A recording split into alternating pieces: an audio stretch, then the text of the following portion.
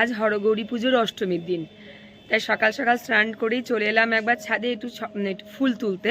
ফুলগুলো মায়ের ঠাকুরের পুজোর জন্য সিংহাসনে ফুলগুলো সাজাবে, পুজো করবে। আর কিছু ফুল নিয়ে যাব হরগৌরী মায়ের জন্য, মায়ের চরণে দেব একটু ফুল, কেননা গাছে প্রচুর ফুল হয়েছে। তাই একটু ভাবলাম কি মায়ের হরগৌরী মায়ের চরণে যদি একটু ফুল দিতে পারি তাহলে ভালো লাগবে নিজেকে।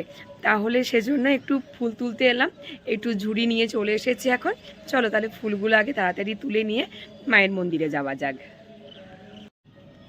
এই যে এখানে প্রচুর থোপা টগরগুলো হয়েছে, তাই একটু থোপা টগরগুলোই তুলে নিচ্ছি।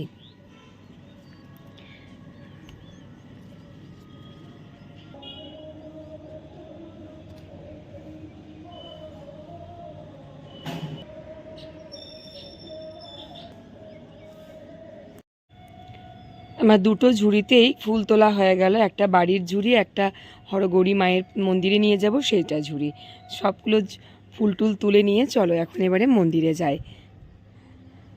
আমার গাছে যা সব রং বেরঙের ফুল ছিল, থোপা টগর, জবা, কাঞ্চন, মাছি জবা, একটু গোলাপি টগর, বেলি ফুল, নয়নতারা, এই হলুদ ফুল সব রকম দিয়েই সাজিটা কিন্তু একটু সাজিয়ে দিয়েছি। তো চলো আগে প্রথমত মন্দিরে যাই, গিয়ে মায়ের মন্দিরে পুজোটা দিয়ে আসি। মা বা বাড়ির পুজোর করে নিয়েছে, দিয়ে এখন যাচ্ছে হরগৌরী তলায় মায়ের কাছে পুজো দিতে।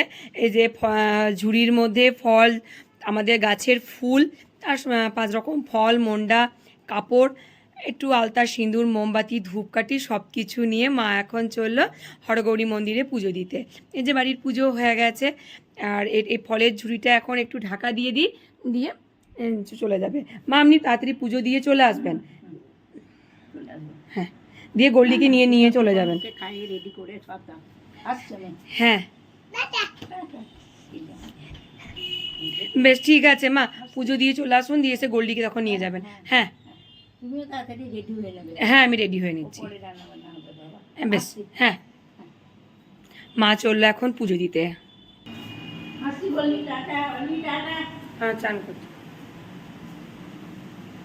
আস্তে আস্তে নামবেন।